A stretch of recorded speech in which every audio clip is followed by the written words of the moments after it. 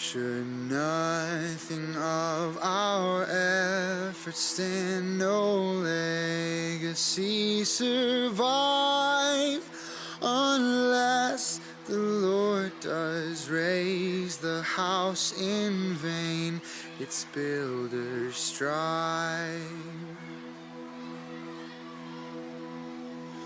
To you who boast tomorrow's gain, tell me, what is your life? A mist that vanishes at dawn, all glory be to Christ. Thank you for listening to today's edition of the Open Bible Podcast. My name is Ethan Jones, and today I'll be your host. As today's date would suggest, today is the 24th edition of our daily devotional series through the Proverbs for this month of January. As with all other episodes of this podcast, our hope is that this series would serve to the edification of our community believers in Pinoca, as well as anyone beyond who might be listening. So wherever you are today, I want to welcome you. My prayer is that today's devotional will truly be an encouragement for you in your walk with the Lord today. Today's passage for consideration comes from Proverbs chapter 24, which reads, "Be not envious of evil men, nor desire to be with them, for their hearts devise violence, and their lips talk of trouble. By wisdom a house is built, and by understanding it is established. By knowledge the rooms are filled with all precious and pleasant riches. A wise man is full of strength, and a man of knowledge enhances his might. For by guidance you can wage your war, and in abundance of counselors there is victory. Wisdom is too high for a fool, and the gate he does not open his mouth.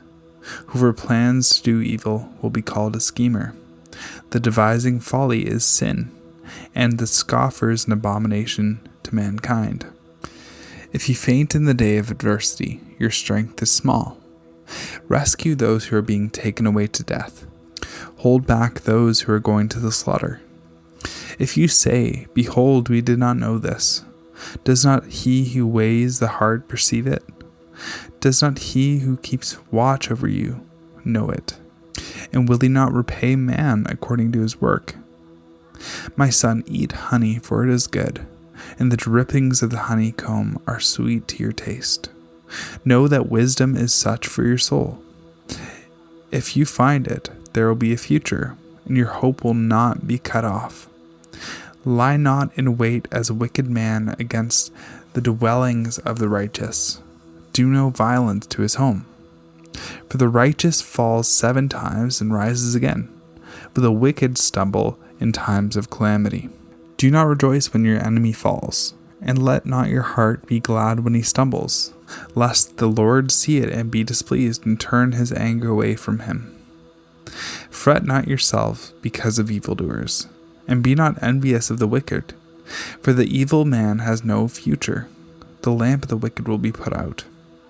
My son, fear the Lord and the king, and do not join with those who do otherwise, for disaster will arise suddenly from them, and who knows the ruin that will come from both of them. These are also sayings of the wise. Partiality in judging is no good.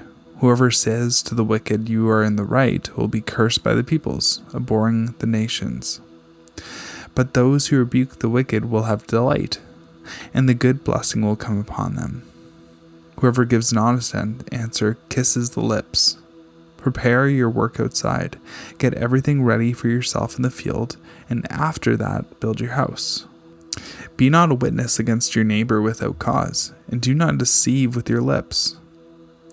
Do not say, 'I will do to him as he has done to me. I will pay the man back for what he has done to me.' I passed by the field of a sluggard, by the vineyard of a man lacking sense, and behold, it was overgrown with thorns. The ground was covered with nettles, and its stone wall was broken down. Then I saw and considered it.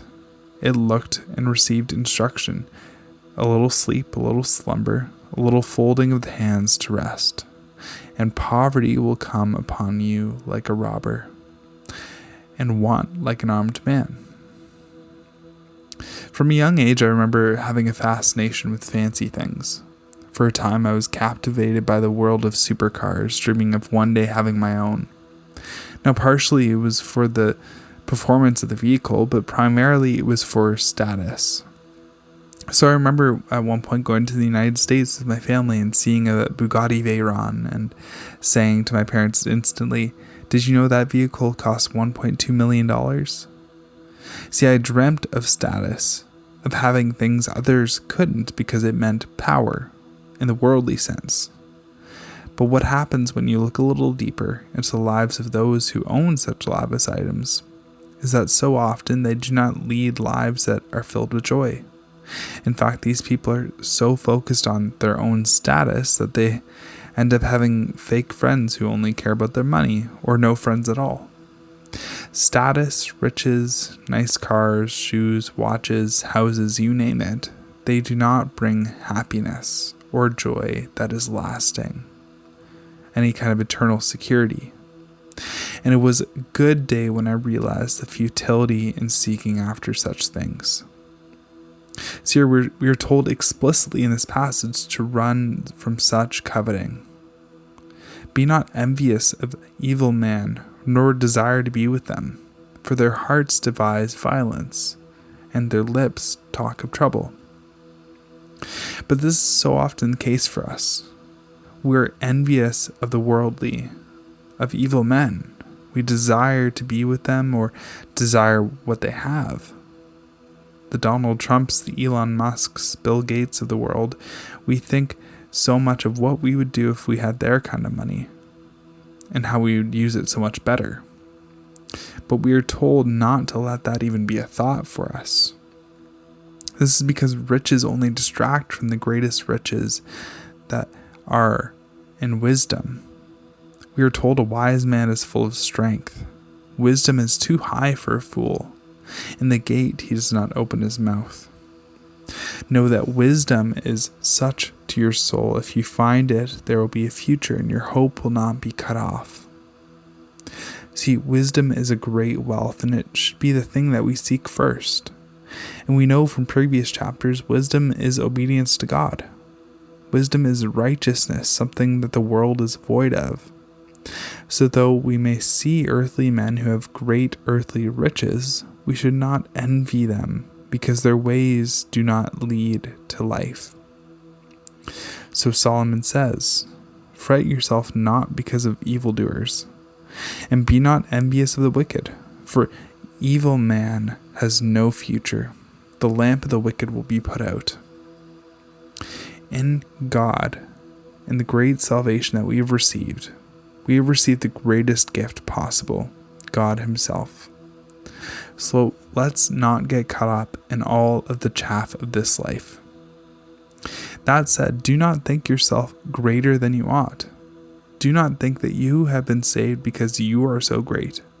It is by grace alone. So likewise, as we should not envy those in the world, let's not rejoice when our enemy falls, as Solomon says. Let not your heart be glad when he stumbles. We should be mourning the sin of the world. It's a sad thing to see people in rebellion to God on a path headed for destruction. So rather than let the fallen world turn us to pride, let it turn you to repentance. Let it turn us into repentance in our own life and thankfulness to God who has extended great grace to us. So as we come to a close today, I want to encourage you, seek God first.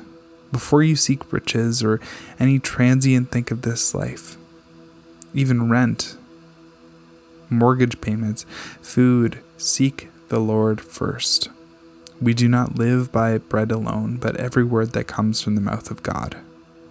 This does not mean that we do not seek to be wise with the things we have, or seek to care for our families, but rather we let everything be received as a gift from God. And our pursuit of work is not done in the pursuit of money, but the glory of God first. In all things, give thanks, and likewise do not compare yourselves to others, and covet riches of another. even another believer, the Lord provides. He will care for you.